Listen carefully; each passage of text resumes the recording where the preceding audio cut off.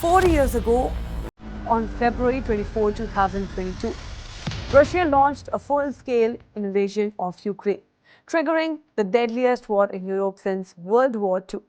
What began as a rapid military push has turned into a long, grinding war that has reshaped Ukraine, strained Russia, and withdrawn global geopolitics. Why the war began? The roots of the conflict lie in tensions after Ukraine moved closer to Western institutions like NATO and the European Union. In 2014, Russia annexed Crimea and backed separatists in eastern Ukraine's Donbas region. Moscow says NATO's expansion threatens its security. Kiev says Russia is trying to control Ukraine's future and deny its sovereignty. The war on the ground, territory, and fighters. Today, Russia forces occupy close to one-fifth of Ukraine territory.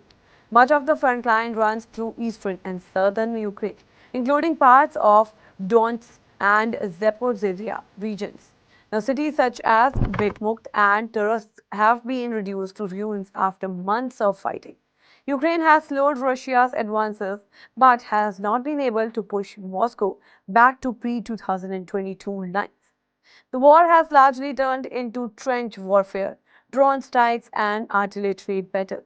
Human cost, deaths, displacements, and trauma. The United Nations have verified more than 15,000 civilian deaths in Ukraine, though the real toll is likely far higher. Millions of Ukrainians have been forced to flee their homes. Entire community remains contaminated by landmines and unexploded weapons.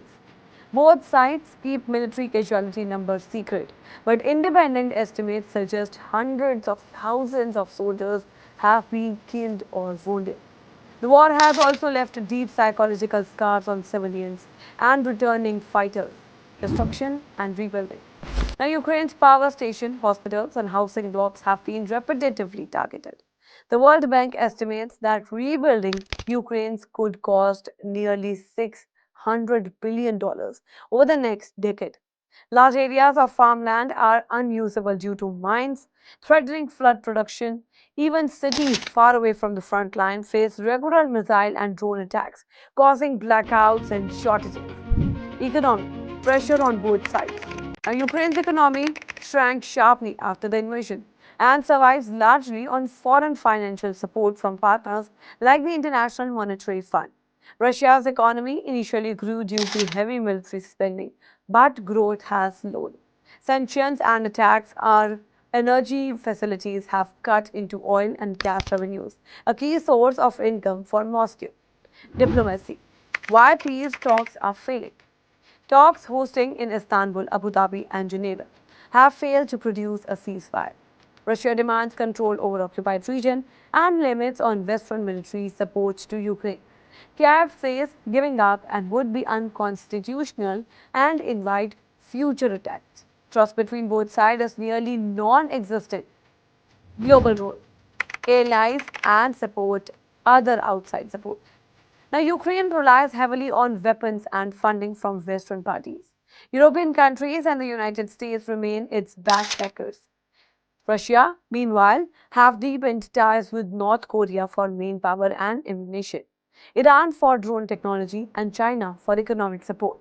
4 years on, neither side is close to victory. Ukraine is fighting to survive as a state, while Russia is trying to secure territorial gains and weaken Western influence. The war has become a test of endurance, military, economic, and political, with no clear end in sight. That's all for now on this explainer. Stay tuned to the Savera, download the app, follow us on various social media platforms.